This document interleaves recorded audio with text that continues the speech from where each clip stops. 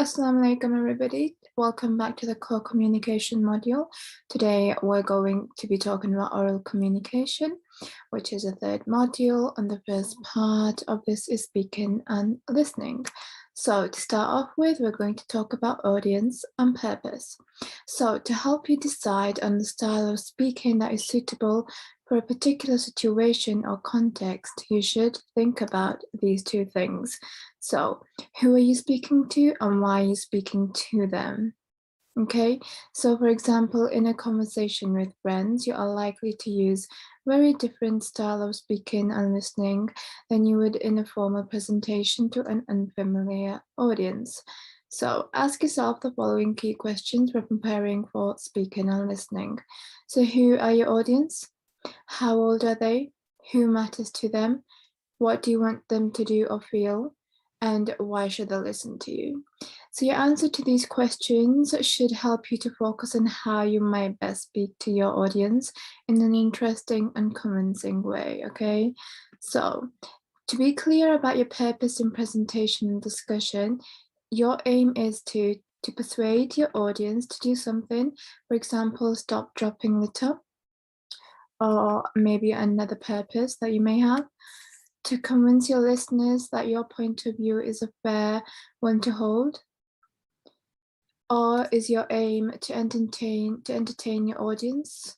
Or is your aim to share important information? Or is your aim to give instructions, a report, advice, or an explanation? So it is a good idea to prepare notes in advance of a formal speaking and listening situation and to practice beforehand in front of people. So in a discussion, you should aim to interact and respond to what other people are saying. So talk with confidence and let others speak. Okay, so remember that listening is as important as speaking, because you can show you are listening by making eye contact with the speaker and responding to what they say, or use body language to show cooperation and understanding, for example, shrugs or nods. So building on what other people are saying or challenging points made by others. So a good discussion has a flow to it with people agreeing and disagreeing, giving explanations for their viewpoints, or each person needs to be allowed time to speak and to share their opinion before the next person adds their point, okay? So things to avoid in a group discussion include interruption. So accept maybe to show agreement, for example, yes, I see, or cutting people off mid-sentence. Another thing to avoid in a discussion would be talking over people.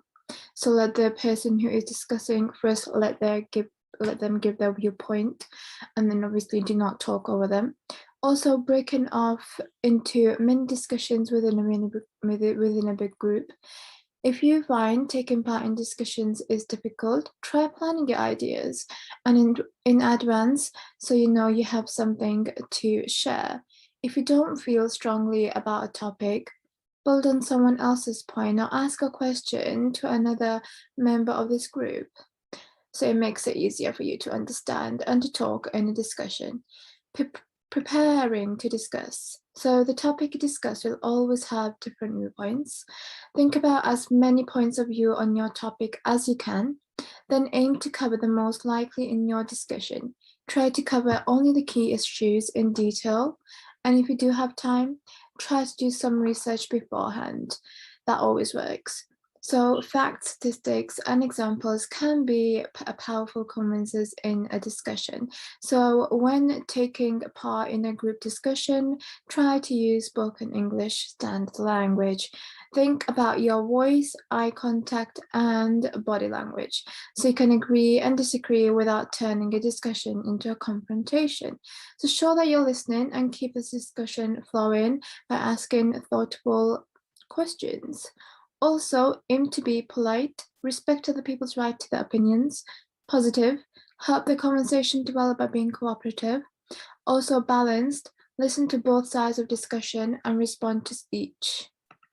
So listen carefully when other people are speaking. For example, if someone is delivering a speech or making a point in a group discussion or debate, you need to pay close attention to the points they are making. So it can help to take notes as you listen. So write a few words or images down to trigger your memory when it's your own turn to talk. So you can show that you have been listening by building on people's arguments. So mention a point someone has made and then add to your own experience or ideas. Also, here are some sentences to help you add to this. So, for example, I agree with your point, but however, I'd like to add what you said. When you talked about so on, it made me think so on. So, in addition to your comments about, okay, these are some sentences that could help you out too. Whenever talking or discussing whilst you are discussing with other people in a class, so a part of a discussion. So standard English. Standard English is a variety of English mostly easily understood by a wide audience. It isn't the only all correct form of English. There are regional dialect words and general differences too. Generational, I mean. So, however, standard English is most suitable for formal occasions or where the audience is large or unknown. If everyone speaks in a standardized variety of English, we are more likely to understand each other. So it's also the form of English rewarded in GCSE speaking and listening tasks. GCSE, by GCSE, I mean here in England, the GCSE years are when you're in year 9 to 11. So when you're about 13 to 16, you're in the GCSE years. I believe in Pakistan is O levels, if I'm correct. So standard English is formal. It does not include informal language. We use informal language in situations where standard English is not necessary or might not be appropriate. For example, we might use informal language like colloquialisms when we are with our friends or family. Your dialect might include slang words and phrases that are particular to your age or social group. For example, think of the following words you might use to describe your sports shoes.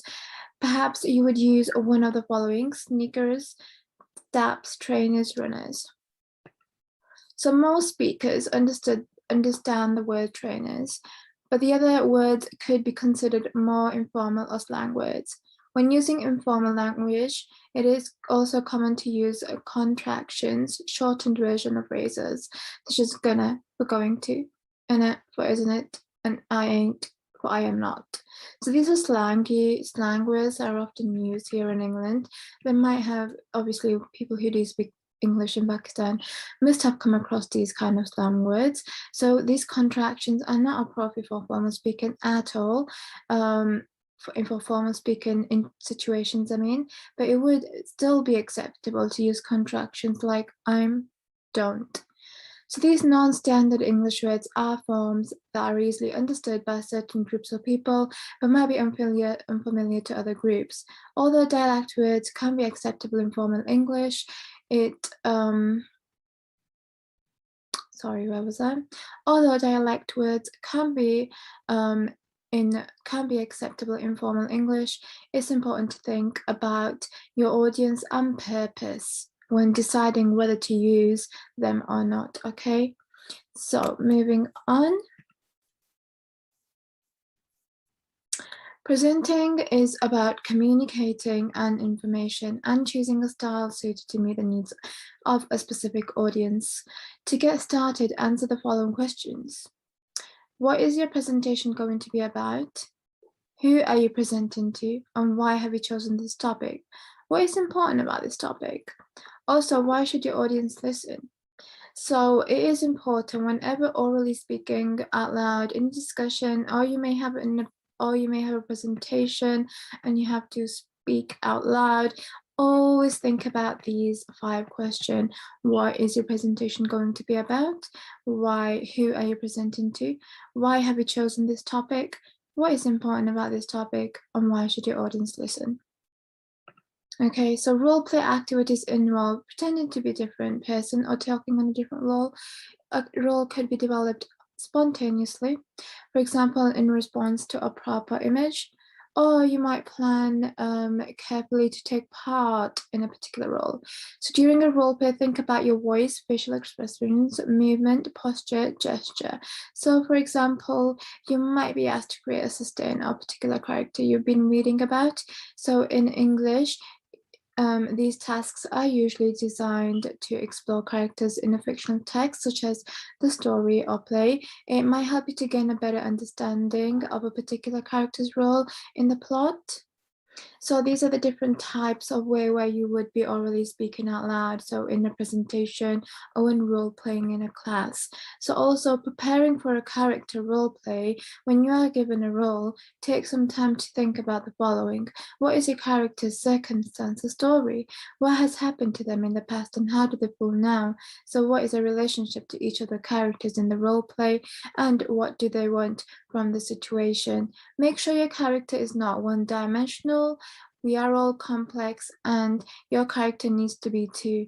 So think of some aspects of their personality that might seem contradictory. Coming up with a character who's not simply good or bad will be more interesting and believable. Okay, so now it's your turn. You are playing the part of an interviewer. So your main job in the role play is to ask questions. Prepare some in advance. So for example, how did you feel before, during, and after you met?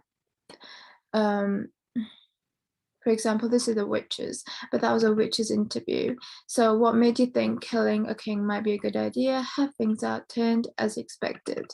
So this is just a story questions. If you were doing a specific story, but use body language, eye contact, gesture, and voice to record, ways to create and sustain your role play as this character, okay? So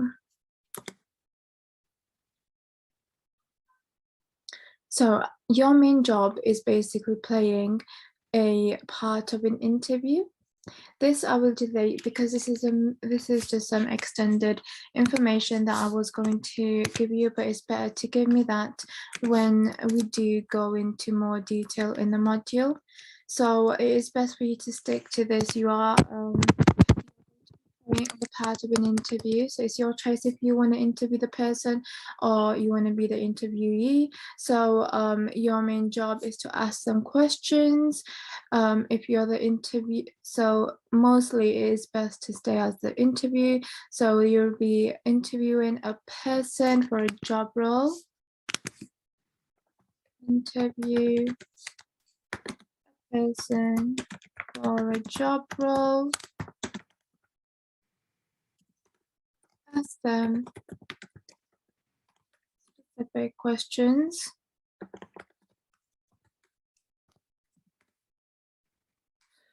Which relate to the job role. And this job role can be your choice. Okay.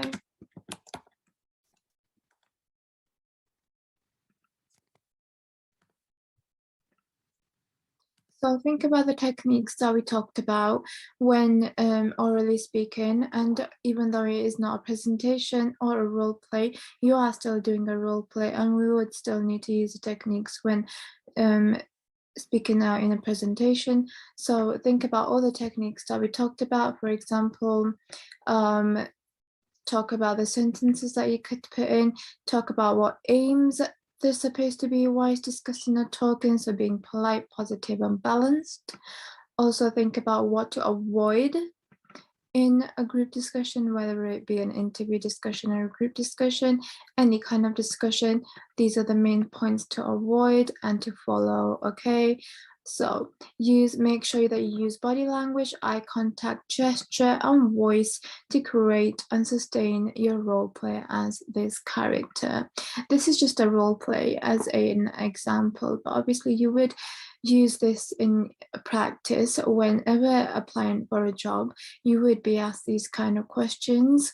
You can either play you can either play the person who's applying for the job, or you can play the one who's interviewing. Okay, so whatever suits you best. I won't make it too hard, but always remember that this would all go into real life practice when you are interviewing, when you are going to an interview yourself.